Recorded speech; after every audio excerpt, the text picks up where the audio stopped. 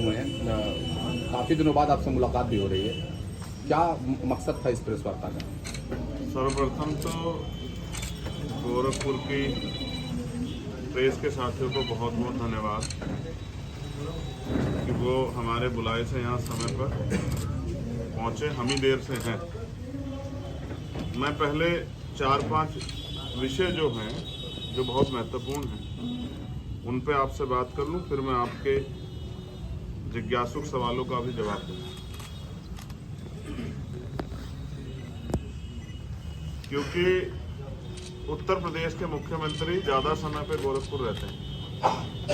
लखनऊ से कही गई कई बातों का संज्ञान उनके द्वारा नहीं लिया गया, तो मुझे लगता है कि अगर गोरखपुर से शायद वो बातें कही जाएं तो शायद मुख्यमंत्री उनको सुन लें। एट द लास्ट हमारा प्रयास है कि आम जनमानस के जो जनहित के मुद्दे हैं वो मुख्यमंत्री तक पहुँचे और सरकार उस पर अपनी जवाबदेही सुनिश्चित करे। देखिए, देश आज़ाद हुआ, आज़ादी से पहले जो व्यवस्था थी, जो गरीब था वो गरीब था रहा, जो अमीर था अमीर रहा। संसाधनों का वितरण जो है वो सही तरह से नहीं हुआ। ना ही आज़ादी के बाद जिन पे भूमि नहीं थी उनको भूमि दी गई, जिन पे रोजगार नहीं था उनको रोजगार दिया गया, जिनको पढ़ने के अवसर नहीं थे, मात्र एक पढ़ने और वोट देने के अवसर पे हम थोड़े से कामयाब हो पाए। तो बाबा साहब ने जो इस देश की संवैधानिक रूप से पिछड़े वर्ग की जातियां हैं उनके उत्थान के लिए आर्टिकल 340 में काफ़ी व्यवस्थाएं की हैं कि उनका उत्थान उससे सुनिश्चित हो। इसी आधार पर 1953 में काका कालेकर आयोग बना। इनकी सिफारिश से किन्हीं कारणों से वो वहाँ उस समय की मौजूदा सरकारों ने वो ना मानी ना लागू की। आयोग बना, आयोग ने अपनी रिपोर्ट पेश की, लेकिन वो लागू नहीं हो सकी। इसके बाद 1978 में बीपी मंडल जी की अध्यक्षता में पिछड़े वर्ग के लिए मंडल कमीशन का गठन हुआ। 10 साल में उन्होंने अपनी रिपोर्ट दी। 2 साल में उन्होंने अपनी रिपोर्ट दी और 80 से 90 तक वो रिपोर्ट जो है धूल फाकती रही। 90 के दशक में वीपी सिंह जी के नेतृत्व में मंडल कमीशन लागू हुआ, लेकिन मंडल कमीशन की भी सभी सिफारिशें पूर्ण रूप से अभी तक लागू नहीं हुई। 2 या 3 सिफारिशें मंडल कमीशन की लागू हुई।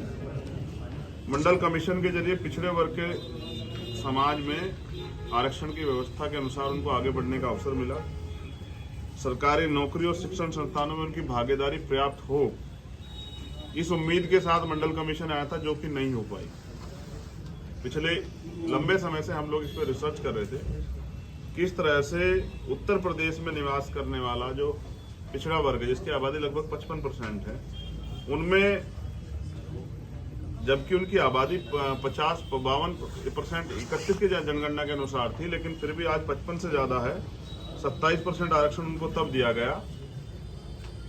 उस 27% आरक्षण को भी ठीक से उसका अनुपालन नहीं हो रहा है। इस कारण से जो अति पिछड़ी जातियां हैं, जैसे तेली, कुम्हार, पाल, नाई, भुर्जी, कहार, कश्यप, झीमर, बढ़ई, राजभर, तमोली, भाट, हलवाई, दर्जी, बिंद, भर, चौरसिया, नोनिया, बिंद, मल्ला, केवट आदि ऐसी सैकड़ों जातियां हैं जो बुनियादी अवसरों से वंचित रह गई। क्योंकि अब माननीय सर्वोच्च न्यायालय ने भी 2022 में जो आरक्षण की 50% की कैप थी उसको खत्म कर दिया है।